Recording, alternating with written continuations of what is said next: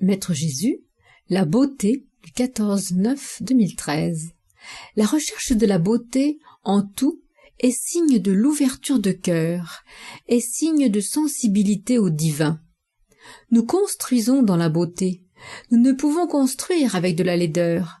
La méditation met de la lumière partout. La lumière efface, repousse, dissout la laideur. Faites en sorte de dire des mots emplis de beauté, de chasser de votre pensée tout ce qui est laid. Chaque respiration est unité, ciel-terre, divin, humain, le cœur divin, votre cœur. La beauté est utile.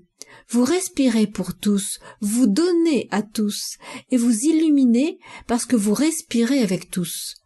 Votre petit moi est alors le grand moi, et la joie vient de l'unité avec nous, avec tous. La beauté qui vous entoure a son importance. Elle participe à votre équilibre, à votre unité avec nous. Je parle de la pureté du lieu et des pensées qui le traversent. La recherche de la beauté est le moteur des idées nouvelles.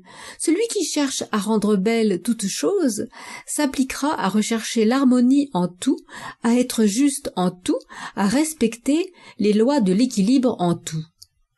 La beauté divine est sous vos yeux, dans la nature préservée, dans le ciel étoilé. Et les photos du ciel aujourd'hui sont signes des temps. Vous y voyez une harmonie dans les couleurs, dans les spirales, les mouvements célestes.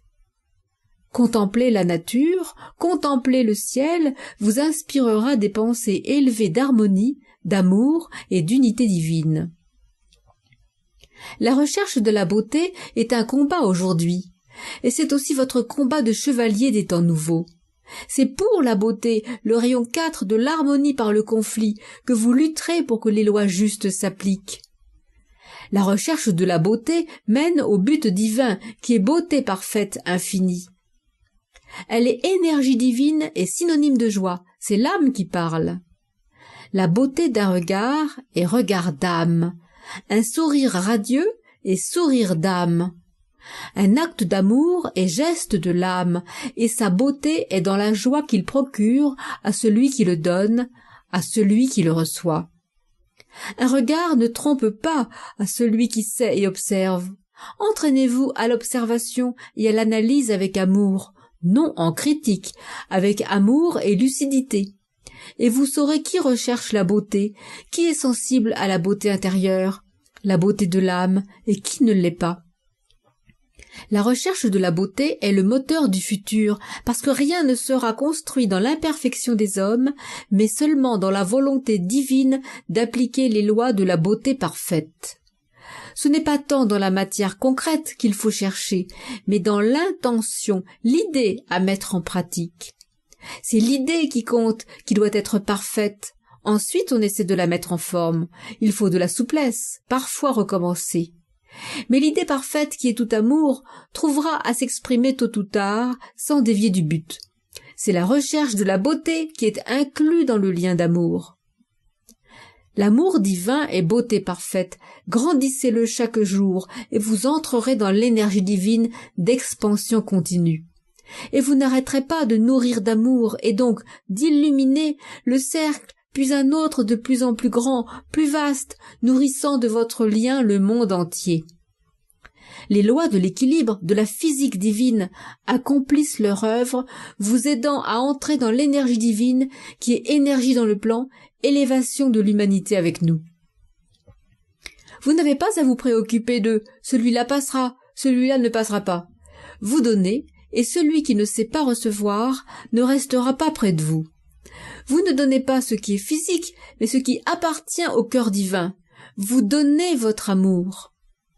Vous pouvez donner ce que vous avez concrètement. Oui, cela peut faire partie de l'instant. Mais je vous indique la voie du cœur qui conduit, il est vrai, à s'investir dans la matière. On ne peut pas prôner la beauté, le don du cœur, si on ne met pas en application ce que l'on a dit. Il faut l'unité en tout, mais nous parlons prioritairement des idées qui naissent dans le cœur et sont unies à la pensée du cœur divin. C'est votre travail d'harmoniser, de vous situer au niveau du cœur. Cœur divin ou cœur matière? Celui qui est au niveau du cœur matière, qui pense avec le cœur matière, répondra par un geste à la demande concrète. Celui qui est au niveau du cœur divin répondra par le cœur divin, en pensée, en acte subtil, en unité divine, en illumination et partage d'amour. Jeunes d'aujourd'hui, jeune humanité, c'est par votre volonté d'affirmer la beauté en tout acte que vous serez disciples du Christ, chevalier des temps nouveaux, et que vous construirez le futur selon la loi d'amour. Où est la beauté? Comment l'affirmer? Votre cœur divin vous guidera vers la beauté en tout, en acte, en parole, en pensée divine. Recherchez la beauté, et l'unité avec nous vous est acquise. Nous parlerons la prochaine fois de MA, SL, MJ et Christ.